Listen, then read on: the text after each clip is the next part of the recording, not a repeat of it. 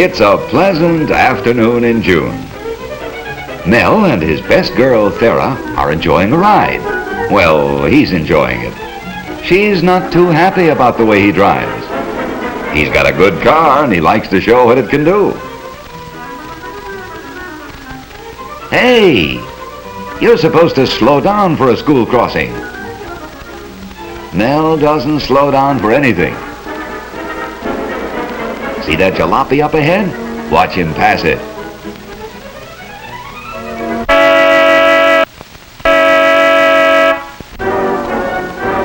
These boys have their opinion of such big shots. Uh-oh. Perhaps Mel's not such a big shot after all. Here we go again.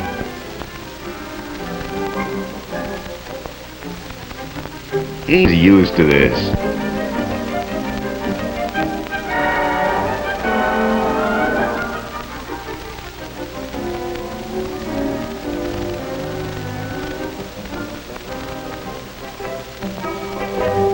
Paying a fine won't be any hardship for Mel.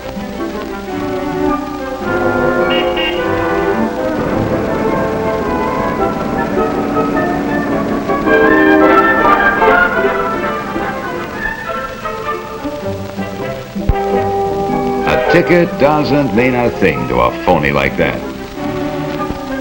Mel's determined to overtake the jalopy and cut the driver down to size.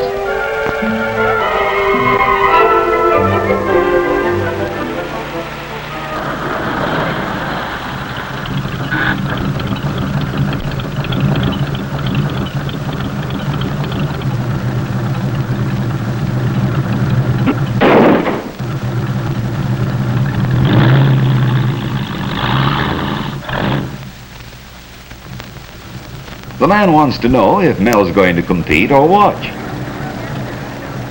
Mel's going to do whatever that jalopy does, only better. Many boys like Mel were a public problem.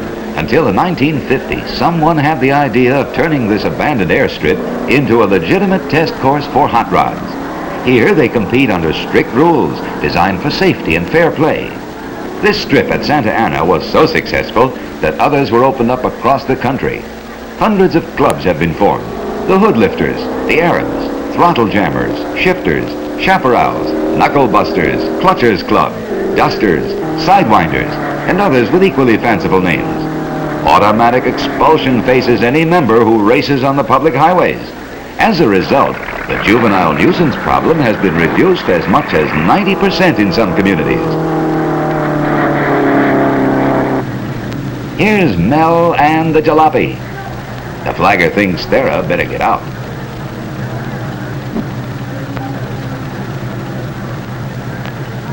There they go.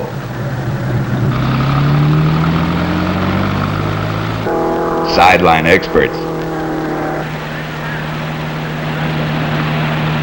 Mel can't believe it, but it's happening. He's left behind. Far, far behind. He's humiliated and angry. His one thought is to find Thera and get away. There she is, talking to the fella that just beat him. He's giving her his card, and she's taking it. This is the last straw.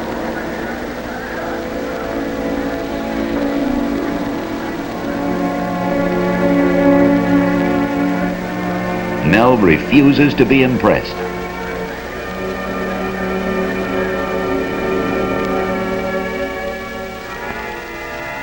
His defeat by the jalopy was a challenge he has accepted. He'll have some tall explaining to do about this heap of junk he's bringing home.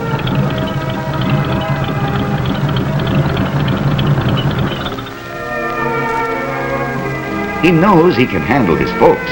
He's equally sure he can breeze through this job he's undertaken.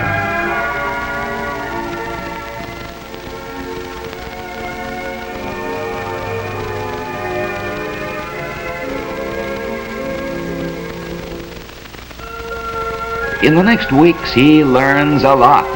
The most important thing being how little he knows.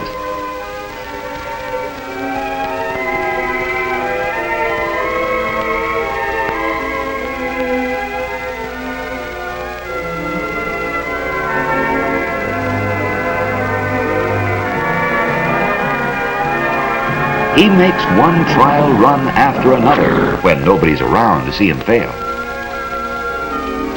She cuts out when he gets up over 100, and he can't figure why. He's too proud to ask for help, although he knows where he can get it.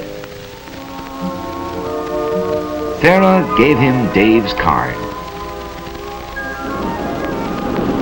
It's hard for him to pocket his pride. Besides, he's not at all sure of his welcome. Dave looks friendly enough. He'll chance it.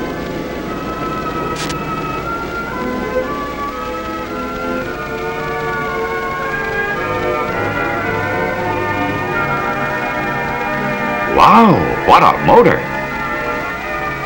You've really got something here.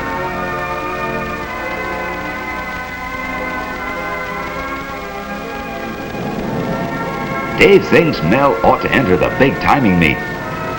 They think Mel could turn 150 miles per hour. He hasn't made 120 yet. That's because he needs new wiring and new plugs.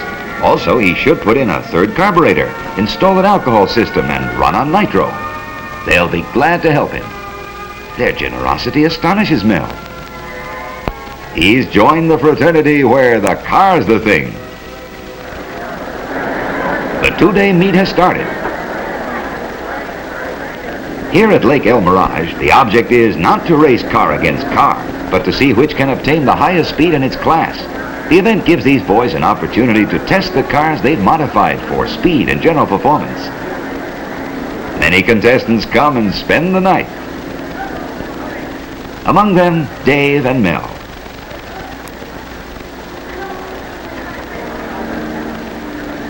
There's one of the timing officials.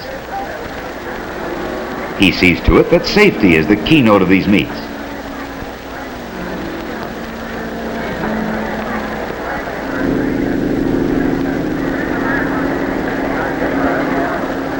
Inspectors is rigid. Those that don't pass are eliminated. No boy under 16 is allowed to participate. Those under 21 must have their parents' written consent. Crash helmets are a must.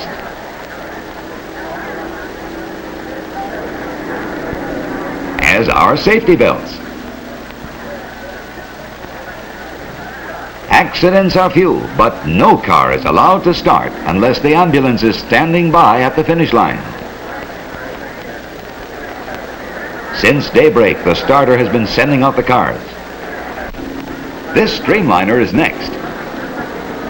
The loudspeaker tells him to get underway. Very few of these cars have self-starters. He's away! And up to speed as he enters the track. He breaks the first light beam, sets the timing machine in operation.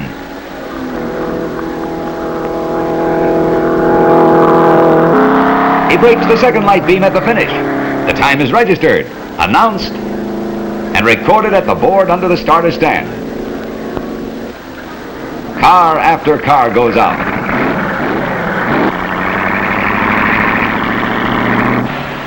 T-Roadsters. Belly tanks.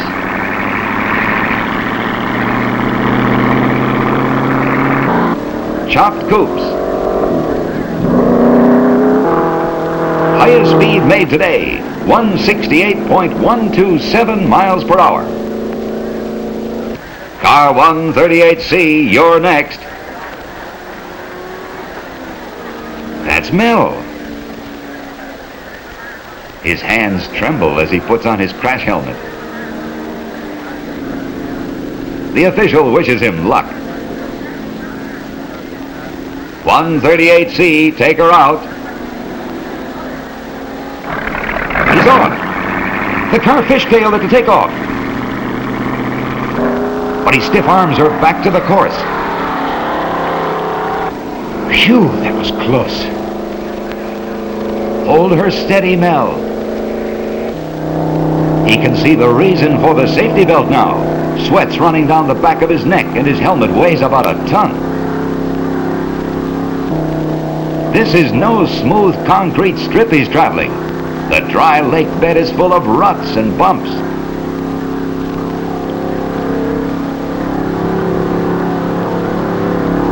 But he's in control now and beginning to enjoy the thrill of the run. He begins to drop off. Now he's in high and praying he'll get past 6,000 revolutions per minute going through the traps. There's the first marker up ahead, and the tachometer says 5,900, 5,950, 6,000. He's in the trap now at 6,500. The best he can do. He's out. His time?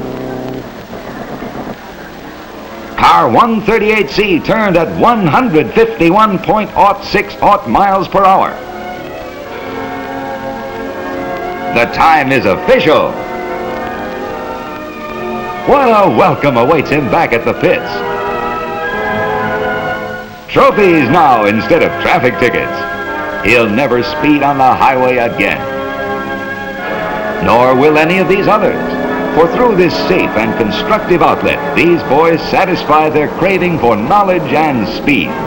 Out of their ranks come the engineers who develop improvements for your car and mine, who create new designs and affect economies.